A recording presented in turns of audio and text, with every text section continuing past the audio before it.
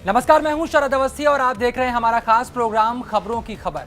वो खबरें जो चैनलों और अखबारों की हेडलाइंस की जगह चिपकी होती हैं और जिनकी खींचतान हम अपने कयासों से करते हैं।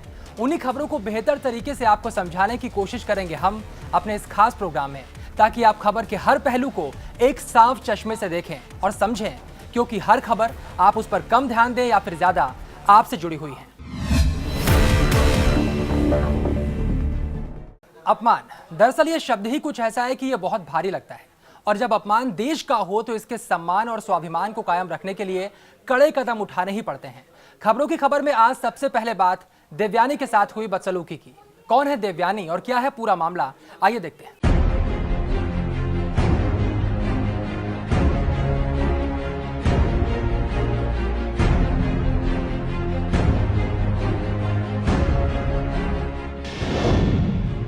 उनतालीस साल की देवयानी 1999 बैच की भारतीय विदेश सेवा अफसर हैं।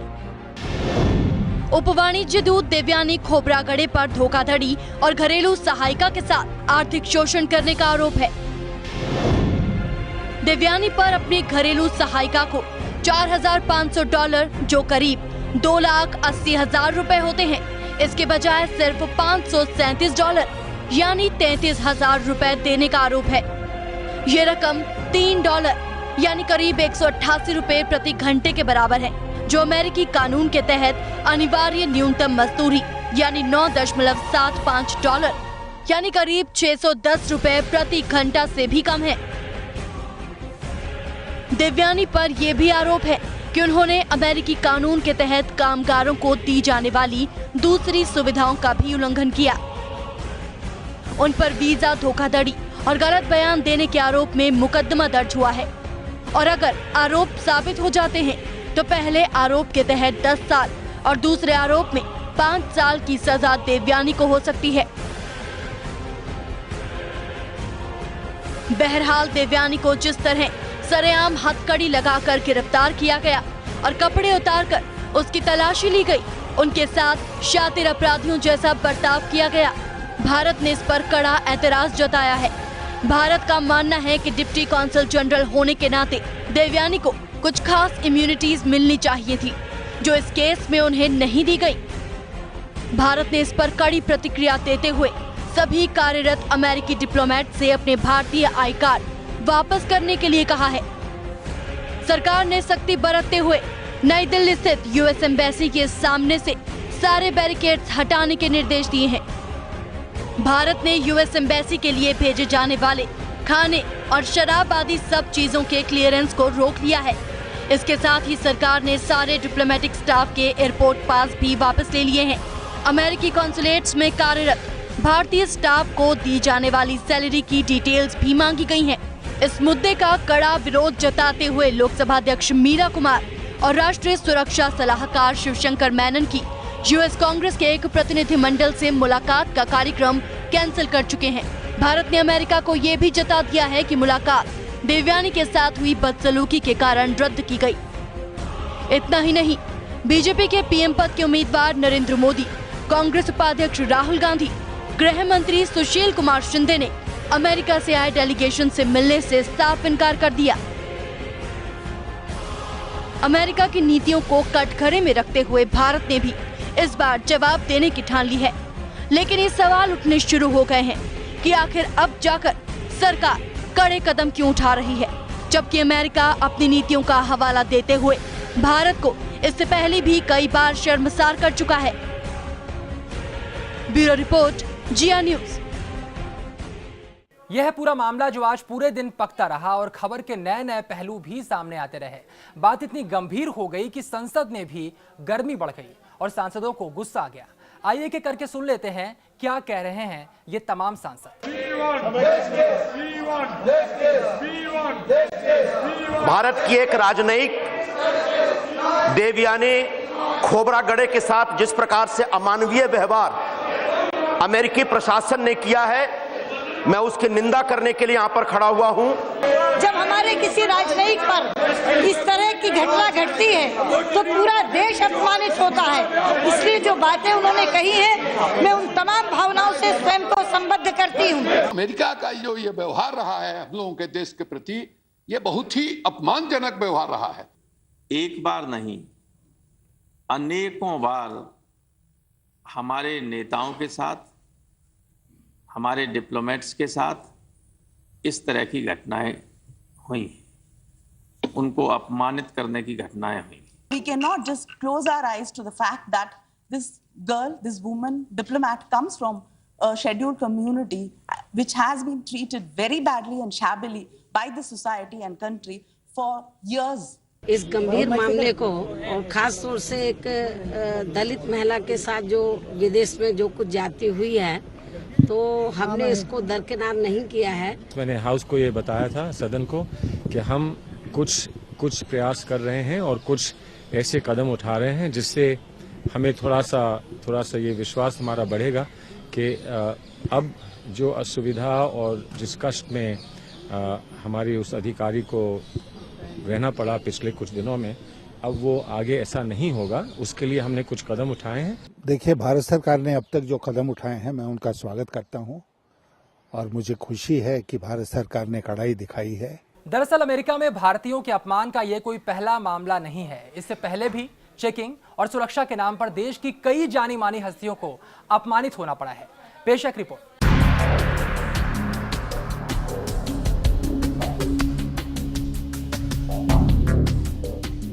अमेरिका का घमंडी चेहरा अक्सर भारत को यूं अपमानित करके मुस्कुराता रहा है। अमेरिका के इस तरह के जांच की लिस्ट में भारत की कई शख्सियतों का नाम शर्मसार है। जॉर्ज फर्नांडिस, पूर्व रक्षा मंत्री को साल 2002 और 2003 में वॉशिंगटन एयरपोर्ट पर रोका गया। इस दौरान जॉर्ज फर्नांडिस को कपड़े उतारकर उनकी तलाशी ली गई। 2010 में तत्कालीन civil aviation minister Praful Patel से शिकागो एयरपोर्ट पर अधिकारियों ने पूछताछ की। एयरपोर्ट पर पटेल की डिटेल अमेरिकी वॉच लिस्ट में मौजूद एक दूसरे आदमी की पर्सनल डिटेल से मेल खा गई थी, जिसके बाद उनसे लंबी पूछताछ हुई। 2010 में ही अमेरिका में राजदूत रही मीरा शंकर को मिसिसिपी एयरपोर्ट पर तलाशी से गुजरना पड़ा, और ये तलाशी महज इसलिए की गई क्योंकि मीरा शंकर ने साड़ी पहनी हुई थी। देश के पूर्व राष्ट्रपति भारत रत्न डॉक्टर अब्दुल कलाम की 2011 में न्यूयॉर्क के जॉन एफ कैनेडी एयरपोर्ट पर तलाशी ली गई। कलाम को 2 बार सुरक्षा जांच से गुजरना पड़ा। एयर इंडिया कर्मियों ने उन्हें कलाम के बारे में बताया, लेकिन वो नहीं माने और कलाम की जैकेट और जूते लेकर चले गए। लेकिन कलाम के लिए भी ये अनुभव नया नहीं है। 2 साल पहले 24 अप्रैल 2009 को भी दिल्ली एयरपोर्ट पर उनके साथ ऐसा ही सलूक किया गया था। तब वो कॉन्टिनेंटल एयरलाइंस से दिल्ली से न्यूयॉर्क जा रहे थे और जहाज पर सवार होने से ठीक पहले उनकी तलाशी ली गई। उन्हें अपना बैग और मोबाइल भी जांच के लिए देना पड़ा था। हालांकि तब सरकार ने एयरलाइंस को कारण बताओ नोटिस भेजा था और जवाब न मिलने पर FIR दर्ज करवाई गई थी, लेकिन कॉन्टिनेंटल एयरलाइंस ने माफी तक नहीं मांगी। 13 अप्रैल 2012 को न्यूयॉर्क एयरपोर्ट में चेकिंग के नाम पर बॉलीवुड स्टार शाहरुख खान को काफी देर तक रोके रखा गया। शाहरुख येल यूनिवर्सिटी के कार्यक्रम में शामिल होने जा रहे थे। हालांकि शाहरुख के साथ बदसलूकी का ये पहला मामला नहीं था। इससे पहले भी साल 2009 में शाहरुख खान को अमेरिका में ही एयरपोर्ट पर घंटों रोक कर रखा गया। अमेरिकी अधिकारियों के इस कड़े रुख के पीछे शाहरुख के नाम के साथ जुड़े खान को बताया गया। दिसंबर 2013, देवयानी खोब्रागड़े, भारतीय राजनयिक। महिला राजनयिक देवयानी खोब्रागड़े के साथ बदसलूकी, सरेआम हथकड़ी लगाना और कपड़े उतारकर अपमानित करना, ऐसी हर घटनाओं के बाद राजनीतिक गलियारों में कई बार कड़ी आवाजें सुनने को मिली और कार्रवाई भी हुई, पर अमेरिका उन कार्रवाइयों को हर बार मुंह चिढ़ाकर टाल गया। इसलिए भारत सरकार ने भी अमेरिका को करारा जवाब देने की ठानी है। लेकिन क्या ये देरी से उठाया गया कदम नहीं है? ब्यूरो रिपोर्ट, जिया न्यूज। वक्त फिलहाल छोटे से ब्रेक का है, लेकिन ब्रेक के बाद जानेंगे कि सरकार को आखिरकार गुस्सा क्यों आया।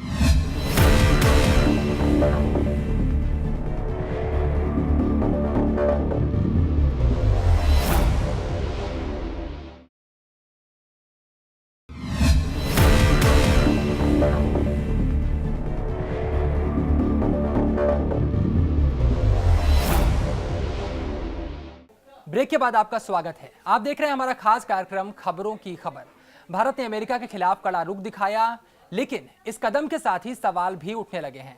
सवाल यह है कि आखिर इतने अपमान सहने के बाद सरकार अचानक क्यों जागी है? विपक्ष पहले क्यों इन मुद्दों को नजरअंदाज करता आया है? आज पूरे संसद को गुस्सा आ रहा है। इससे पहले अमेरिका के खिलाफ ही नहीं, कई मौकों पर आक्रामक विदेश नीति की जरूरत समझी गई। आखिर उस वक्त सरकार को गुस्सा क्यों नहीं आया और कहां सो गया था विपक्ष? महिला राजनयिक के साथ हुई बदसलूकी पर क्या रही सियासी पार्टियों की राय? आइए देखते हैं। सरकार को गुस्सा आ गया। संसद की आंखें भी लाल हो चुकी, गुस्सा भी जबरदस्त, वो भी दुनिया के आका समझे जाने वाले देश के खिलाफ। गुस्सा लाजमी भी और जरूरी भी, पर सवाल वही कि आखिर सरकार को इतनी देर बाद गुस्सा आया तो क्यों? संसद में तो हर कोई गुस्से से कांप रहा है, क्या पक्ष और क्या विपक्ष। सबसे पहले मिलते हैं देश के विदेश मंत्री से, जिनके ऊपर विदेश नीतियों की जिम्मेदारी है। सलमान साहब ने अमेरिका की आलोचना करते हुए ये तक ऐलान कर डाला कि वो तब तक संसद में कदम नहीं रखेंगे जब तक देवयानी को सकुशल भारत वापस नहीं लाया जाता। पर सलमान साहब को चीन पर गुस्सा नहीं आता, पाकिस्तान पर गुस्सा नहीं आता, जिन्होंने देश के नाक में दम कर रखा है। मुलायम सिंह को भी बहुत गुस्सा आया, कह डाला क्या है अमेरिका, धमाका हुआ वहां तो थर थर कांपता है अमेरिका अरब देशों से, नंगा कीजिए उन लोगों को भी। नेताजी गुस्से में हैं, पर यूपी में हो रखे दंगों पर कभी गुस्सा बयां नहीं किया, क्राइम का गुस्सा नहीं दिखाया। हाँ, अपने गुस्से में अरब देशों की तरफदारी जरूर कर डाली। बीजेपी का भी आज गुस्सा फूट पड़ा। अरुण जेटली ने विदेश नीति की फिर से समीक्षा करने की मांग की। उस नीति की समीक्षा की मांग जो यूपीए सरकार कब की भूल चुकी है। दलितों की मुखिया मायावती के गुस्से ने तो हद कर दी। चूंकि महिला डिप्लोमेट दलित समुदाय से है, इसलिए केंद्र सरकार ने इस मसले पर कार्रवाई करने में देर कर दी। ये कहना है बहन जी का गुस्सा दलितों की गली से ही बाहर निकला। यशवंत सिंह ने तो राय भी दे डाली कि समलैंगिक अमेरिकी राजनयिकों को अंदर कर बदला लो, पर उनके गुस्से पर ही विवाद पैदा हो गया। हर किसी को गुस्सा आना भी चाहिए, पर इनका गुस्सा तब कहां था जब देश की शान पूर्व राष्ट्रपति एपीजे अब्दुल कलाम साहब को बेइज्जत किया गया, जांच के नाम पर उनके कपड़े जूते उतार लिए गए। तब आपको गुस्सा नहीं आया? देश के एक नहीं कई राजदूत कई बार अपमानित होते रहे, लेकिन तब भी ना सरकार को गुस्सा आया और ना ही जिम्मेदार विपक्ष को। अब हर कोई महिला राजनयिक के अपमान से आहत है, बेहद गुस्से में है, सम्मान की दुहाई दी जा रही है, लेकिन आपके गुस्से से चुनाव की बू आ रही है और सवाल खड़ा कर रही है कि कहीं आपका ये पूरा स्टंट चुनावी तो नहीं। जिया न्यूज ब्यूरो। इस पूरे मुद्दे पर क्या कहती है जनता जनार्दन, ये भी देख लेते हैं। तो ऐसे इंसल्ट नहीं करनी चाहिए किसी बड़ी कंट्री के, किसी ऐसे बड़े कोई ऑफिशियल वहाँ है। This is wrong. ऐसा नहीं होना चाहिए। हमें इतना भी नहीं है कि अगर कोई गलत कर रहा है देश, चाहे वो पावरफुल हो, लेकिन नहीं, वो अपनी मनमानी नहीं कर सकता। जो भी हुआ गलत हुआ, ऐसे लेडीज़ के साथ ये चीज़ नहीं होनी चाहिए। If you are thinking only in your culture, Indians हैं तो हम सारे इंडियंस बोल रहे हैं कि उसको ऐसा नहीं करना चाहिए। अगर आप उनके पॉइंट ऑफ व्यू से देखो, ये बहुत बड़ा क्राइम है। अब इंडिया में तो करप्शन है, इंडिया में कोई भी कुछ भी कर लो, ठीक है। अब बताओ मिनिस्टर जेल में जाते हैं, ठीक है, उनको बिरयानी मिलती है हैं। अब बताओ ऐसा थोड़ी ना होता है बाहर में। अब बताओ ना, अब हर कंट्री का अपना रूल होता है, तभी तो वो कंट्री प्रोग्रेस कर रही है। अगर वहाँ पे करप्शन होगा, करप्शन नहीं है, तभी तो ये हाल है। चलिए बात कर लेते हैं जन लोकपाल बिल की। लंबे इंतजार के बाद आखिरकार लोकपाल बिल पास हो गया। सपा के वॉकआउट के बाद लोकसभा में इस बिल को ध्वनिमत से पारित कर दिया गया। इस बिल के पास होने से खत्म हो गया एक आंदोलन का दौर और अन्ना का अनशन भी। 3 साल पहले जिस आंदोलन का जन्म हुआ वो कई बार दरका और आखिरकार टूट भी गया।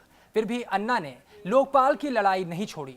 लड़ाई तो अरविंद केजरीवाल ने भी नहीं छोड़ी, लेकिन उससे लाने का रास्ता जरूर बदल दिया। आइए देखते हैं जन लोकपाल के अब तक का पूरा सफर और जानते हैं क्या है लोकपाल बिल। लोकपाल को लेकर पूरे देश में चर्चा में आए अन्ना हजारे का अनशन यूं तो कोई नया नहीं था। इससे पहले अन्ना महाराष्ट्र में कई आंदोलन कर चुके थे, लेकिन दिल्ली में अरविंद केजरीवाल के साथ मिलकर लोकपाल को एक नया रूप अन्ना ने दिया। अरविंद बने अन्ना के सारथी और तमाम घोटालों से जूझ रही जनता को अन्ना हजारे ने याद दिलाया जन लोकपाल का विकल्प, वो विकल्प जिसे जनता ने पसंद भी किया, सराहा भी, और इसे पाने के लिए शुरू हुई एक क्रांति। 5 अप्रैल 2011 जन लोकपाल के लिए अन्ना ने दिल्ली के जंतर मंतर पर यूपीए सरकार के खिलाफ अनशन किया। इसमें केजरीवाल अन्ना के साथ थे। पहली बार देश के लिए जनता जुटी और इतनी जुटी कि अपने इरादों की झलक साफ कर दी। 16 अगस्त 2011 जन लोकपाल के लिए अन्ना ने अनशन के लिए दिल्ली पुलिस से रामलीला मैदान में अनशन की इजाजत मांगी, जो उन्हें नहीं मिली। अन्ना डटे रहे, जिसकी वजह से उन्हें गिरफ्तार करके तिहाड़ भेजा गया। अन्ना जेल में ही अनशन करने लगे। देखते ही देखते एक जुनून इकट्ठा हो गया और अन्ना हजारे के साथ क्रांति के गाने गाए जाने लगे। और लगातार देश को साफ करो, दूर करो अब भ्रष्टाचार, देश को साफ करो, दूर करो अब भ्रष्टाचार, लोकपाल लोकपाल पास करो जन लोकपाल। 29 जुलाई 2012 एक बार फिर से अन्ना ने जन लोकपाल के लिए जंतर मंतर पर आमरण अनशन शुरू किया। इस बार भी सरकार नहीं मानी तो केजरीवाल ने अलग पार्टी बनाने का ऐलान किया, जहां से अन्ना और अरविंद की राहें अलग अलग हो गईं। 10 दिसंबर 2012 अपने गांव रालीगंज सिद्धि में एक बार फिर से लोकपाल के लिए अनशन का अन्ना ने ऐलान किया। इस बार अन्ना की मेहनत रंग लाई और लोकपाल बिल संसद के दोनों सदनों में पास हो गया। दोनों सदनों में लोकपाल को पास कराने के लिए सभी राजनीतिक पार्टियों ने एक ही कव्वाली गाई, सिवाय समाजवादी पार्टी के। उनके सुर मेल नहीं खाए। भले ही लोकपाल की फाइल दोनों सदनों से पास हो गई हो, पर अभी भी इस पर चिपकी है कई सवालों की धूल। जिस लोकपाल को अन्ना ने पहले नामंजूर किया था, बाद में उन्होंने ही उसे हरी झंडी दे दी। अरविंद केजरीवाल लोकपाल के मुद्दे पर अभी भी अपनी जमीन पर खड़े हैं और वो इस बिल से बिल्कुल खुश नहीं हैं। आइए जानते हैं कि किन शर्तों को पूरा करने के बाद लोकपाल को संसदीय सूरत दी जा सकी। पहली, लोकायुक्तों को लोकपाल से अलग किया जाए। बिल पास होने के बाद सभी राज्यों के लिए लोकपाल नियुक्त करना अनिवार्य होगा। दूसरी, पहले 4 मेंबर्स की सिलेक्शन कमेटी की रिकमेंडेशन पर राष्ट्रपति द्वारा जज मनोनीत किए जाएंगे। तीसरी, अभियोजन निदेशालय का गठन हो। सीवीसी की रिकमेंडेशन पर अभियोजन निदेशक की नियुक्ति की जाए। चौथी, लोक सेवकों की अभियोजन के लिए अनुमति देने का अधिकार लोकपाल को दिया जाना चाहिए। निर्णय लेने से पहले लोकपाल सक्षम प्राधिकरण और लोक सेवकों की राय भी ले सकता है। सरकार ने जिन शर्तों को नहीं माना है वो ये है: लोकपाल द्वारा रेफर किए गए केसों की जांच करने वाले अधिकारियों का तबादला बिना लोकपाल के मर्जी के ना हो सके। प्राथमिक जांच शुरू करने से पहले लोक सेवकों की राय लेना जरूरी नहीं। जनता से अनुदान प्राप्त कर रहे संस्थानों और समितियों को लोकपाल के दायरे से बाहर रखा जाए। लोकपाल बिल पास तो हो गया है, पर इसको पास कराने के पीछे हुई जल्दबाजी की नीयत क्या है, वो भी जनता से छुपी नहीं।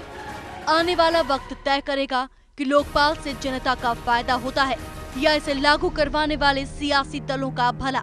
ब्यूरो रिपोर्ट, जिया न्यूज। आखिरकार 44 साल बाद लोकपाल बिल पर से कोहरा छट गया। लोकपाल संसद के दोनों सदनों में पास हो गया। अब इस कानून का असली इम्तिहान तब होगा जब इसे लागू किया जाएगा, और इस इम्तिहान में कौन पास होगा, कौन फेल, या सभी पास हो जाएंगे, ये तो आने वाला वक्त बताएगा। पर आज लोकपाल बिल पर किस तरह की राजनीतिक खिचड़ी पकी है, आइए आपको दिखाते हैं।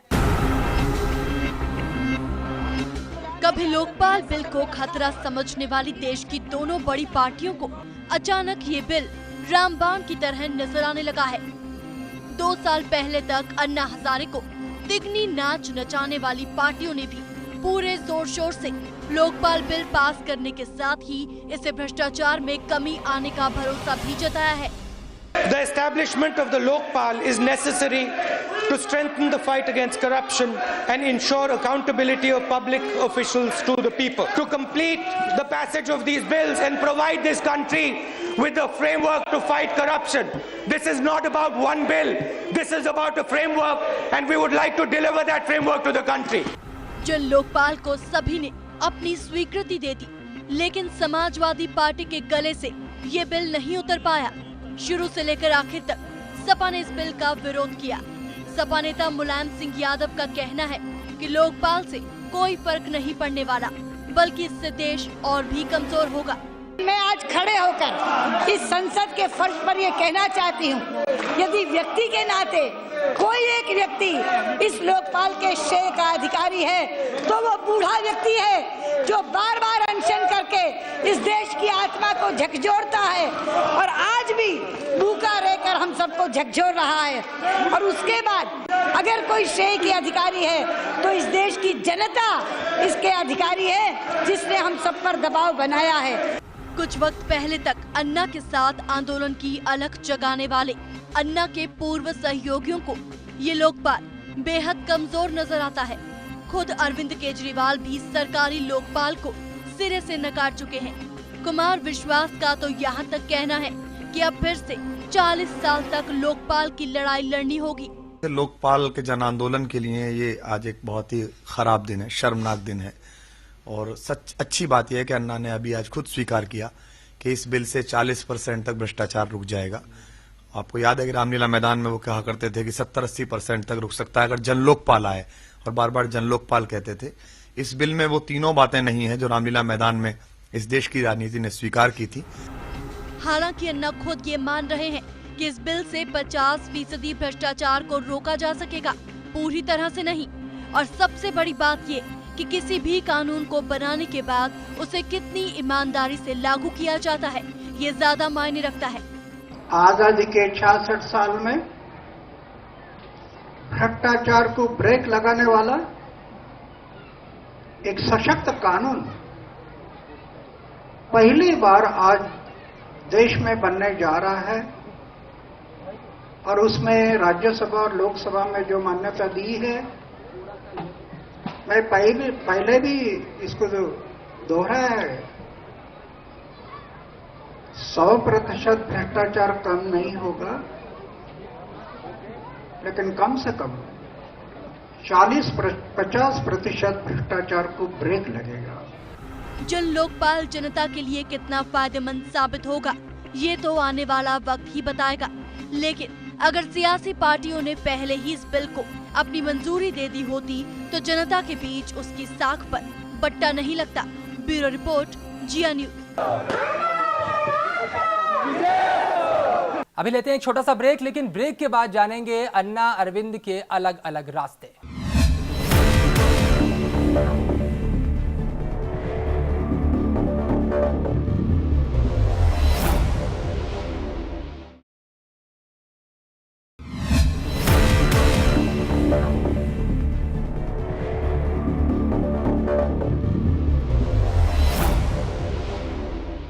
ब्रेक के बाद आपका एक बार फिर से स्वागत है। जन लोकपाल बिल को मंजूरी मिल गई, अन्ना ने अपना अनशन भी तोड़ दिया और रालीगढ़ में खुशियां भी मनाई गई।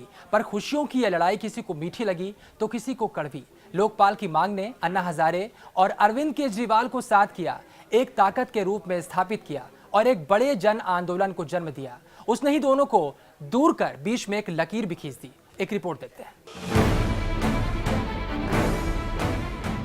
संसद के ओलंपिक में लोकपाल आखिरकार जीत ही गया। मंजूरी के साथ ही 3 साल पुराने आंदोलन ने भी सांस ली। लेकिन ये वो आंदोलन नहीं था जिसे देखकर दुनिया भर में लोग हैरत में पड़ गए थे। आंदोलन के 2 अहम चेहरे अन्ना और अरविंद अब अलग अलग गाड़ियों से अलग अलग रास्तों पर हैं। अन्ना ने अपने आंदोलन की शुरुआत में ही साफ कह दिया था कि वो राजनीति से दूर रहना चाहते हैं और उनका लक्ष्य भ्रष्टाचार से लड़ना है। लेकिन केजरीवाल लक्ष्मण रेखा को लांघ गए और पार्टी बना बैठे। ये अन्ना की विचारधारा के खिलाफ था और उस वक्त ही दोनों में मतभेद हो गए, जिसकी परिणति अब दिख रही है। अन्ना का कहना है कि वर्तमान लोकपाल काफी हद तक उन जरूरतों को पूरा करेगा जिनकी बात उन्होंने की थी। इससे कम एक शुरुआत तो होगी, लेकिन केजरीवाल पुरानी मांग पर अड़े हुए हैं और कह रहे हैं कि उन्हें जन लोकपाल विधेयक से कम कुछ भी नहीं चाहिए। इस विधेयक से भ्रष्टाचार का खात्मा नहीं होगा। वो सीबीआई को आजाद करने की मांग कर रहे हैं। इतना ही नहीं, वो ये भी कह रहे हैं कि इससे कांग्रेस के उपाध्यक्ष राहुल गांधी को फायदा मिलेगा और राहुल गांधी इसका श्रेय ले जाएंगे। कुल मिलाकर अरविंद ने जता दिया कि अन्ना की ओर से जिस लोकपाल को हरी झंडी दिखाई जा रही है वो वास्तव में सियासी रंग से सराबोर है। केजरीवाल सब एक झटके में बदल देना चाहते हैं और अन्ना समझते हैं कि ये संभव नहीं। शायद इसलिए वो सरकारी लोकपाल से संतुष्ट हो गए, लेकिन इस लोकपाल के पास होने से कुछ सवाल उजागर हुए हैं जो इस लोकपाल से संतुष्ट नहीं है। ब्यूरो रिपोर्ट, जिया न्यूज। अब देख लेते हैं जन लोकपाल के बारे में क्या कहना है आम जनता का। मैं जानता हूं कि भ्रष्टाचार को ख़त्म करने के लिए लोग लोकपाल बिल ला रहे हैं।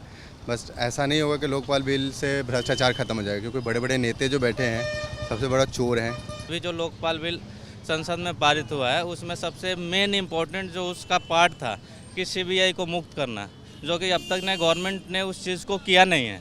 इसलिए हमारे हिसाब से लोकपाल बिल अभी जो है वो रियल में जोकपाल ही है, लोकपाल हम उसको नहीं मान रहे हैं। ये केवल एक एजेंसी थोपी गई है आम आदमी पे। इनिशिएटिव के लिए आना, ये जो कुछ भी किया बहुत अच्छी बात है, शुरुआत हुई है, पर आगे का काम अभी बाकी है, बहुत दूर तक जाना है। तो ये था लोकपाल पर मचा बवाल। बहरहाल आप देखते हैं एक ऐसी खबर जो इतनी भारी भरकम नहीं है पर महत्वपूर्ण है। खबर हाईटेक होते गांवों की। वो दिन जल्द ही हवा हो जाएंगे जब गांव वालों को इंटरनेट के इस्तेमाल के लिए मोबाइल की छोटी स्क्रीन के भरोसे नहीं रहना पड़ेगा। केंद्र सरकार ने गांवों को इंटरनेट और वाईफाई से जोड़ने के एक बड़े प्रोजेक्ट को लागू किया है। क्या है वो योजना और कैसे होगा गांवों का फायदा, एक रिपोर्ट।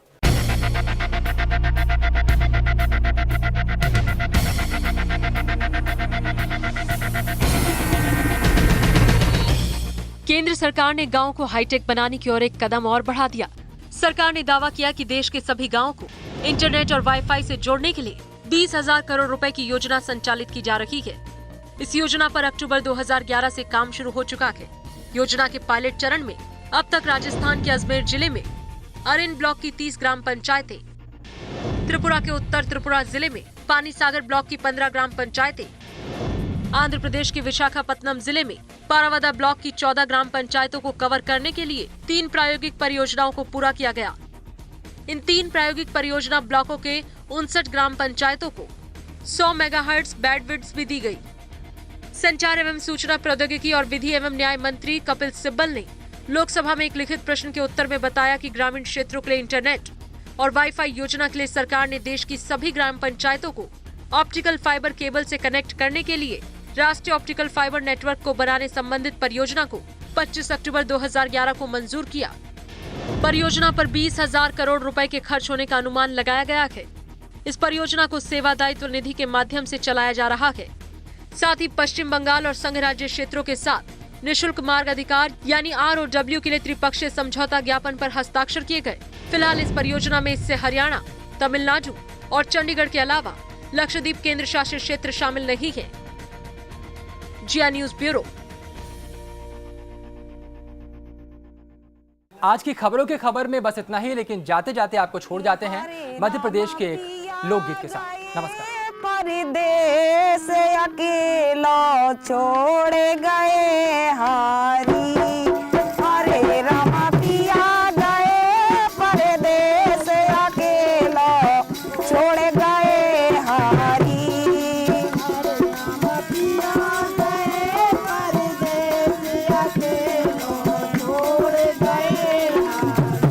तो कहना है जब